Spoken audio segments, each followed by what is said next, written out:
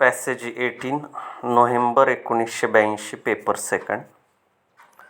Replying to the discussion on the finance bill in the Rajya Sabha, the finance minister said para, Mr. Vice Chairman, sir, the debate on the finance bill has been according to the best traditions of democracy. In a democracy, the opposition cannot agree with everything that the government does, nor can the opposition disagree with everything that the government does. Therefore, I have been gratified by the speeches from both sides of the House, in that they pointed out the features which they considered good and also the features which they considered not so good. Para. Sir, one thing that has really disturbed all of us, whether we sit in this house or the other house, is the price situation in the country. I have never stated in any of my speeches that the prices will be brought down. I know that on account of the rise in the prices of oil and oil products, a certain measure of price increase is inevitable. It is so not only in this country, but it is so all over the world.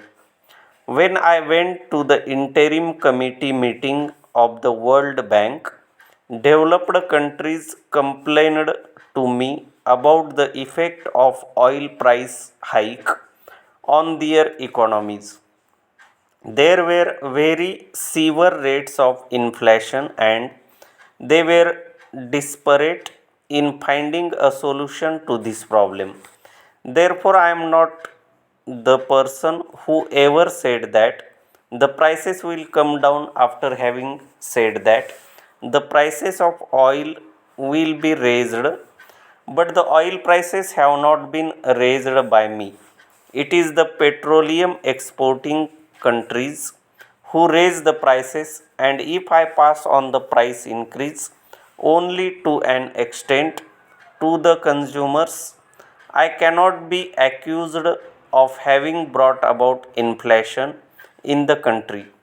The question is whether this country can afford to buy oil at that high price and sell it at that cheap price that we were doing.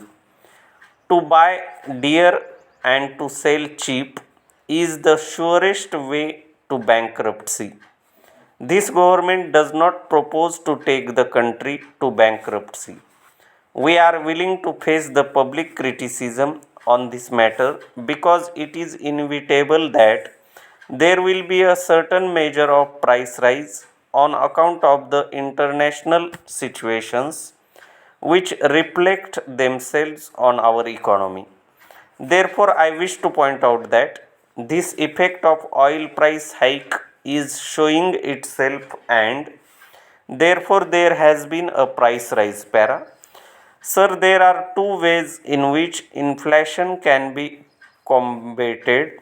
One is by control of money supply, generally called the demand management. The other is by increasing the supply of goods and services. Though I was warned by many people that in an inflationary situation, any attempt to liberalize taxation to give relief and concessions would add to the liquidity in the country and therefore further accentuate the pressure on prices. I took the risk of opting for the other course of increasing the supply of goods and services, but goods and services are not increased overnight. On the presentation of the budget, the supply of goods and services will come up only as a result of the budget proposals which I have put forward. The budget proposals which I have put forward will encourage production and will give a large incentive to the small scale industry. In fact, production in the small scale sector will be accelerated to such an extent that Even though in the heavy and medium sector, it takes a little more time for the production to come up. The production in the small scale sector will compensate the lagging behind in the other sectors. Para. Some honorable members were criticizing the idea of giving concessions to the electronics industry. They asked, when people are starving, why have you given concession to the television and so on? But people do not realize that the electronics industry has the highest employment potential because most of the things in the electronics industry are done manually. Therefore, it is that we thought that we should not only give this concession to the electronics industry but also remove even the license fee on radios so that the production of these goods may increase and greater employment opportunities may be created. Para. Sir, we cannot solve a major economic problem by attacking from only one side. We have to attack from all sides. We want to attack it from the side of supply by increasing the supply of goods and services. We have also tried to attack it from the side of demand by levying an interest tax whereby the borrowing by some of the bigger units for unproductive purposes such as keeping stocks in the hope that prices will increase can be avoided.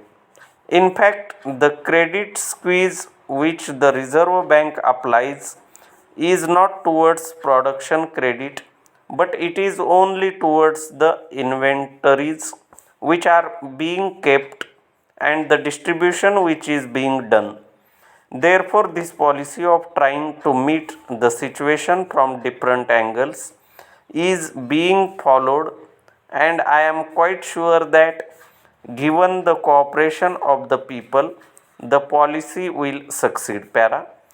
Now, so far as urban employment is concerned, I would like to say that we have a number of schemes. These schemes will enable a number of people to go into employment. The banks are now providing the seed capital for the self employed people. We are also asking the banks to extend facilities for the unemployed people.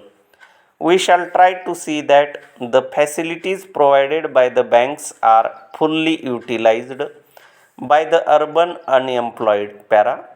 Sir, the only question I have to answer is why I gave up the wealth tax on agricultural income.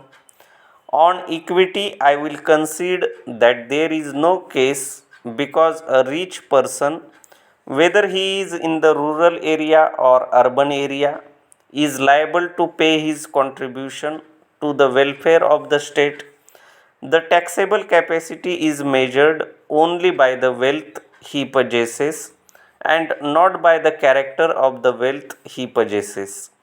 But in the matter of computing agricultural wealth, many things have to be deducted, and there is a lot of difficulty and worry in the matter of this tax, which produces only about rupees 88 lakhs in a year. Sir, I thank the House.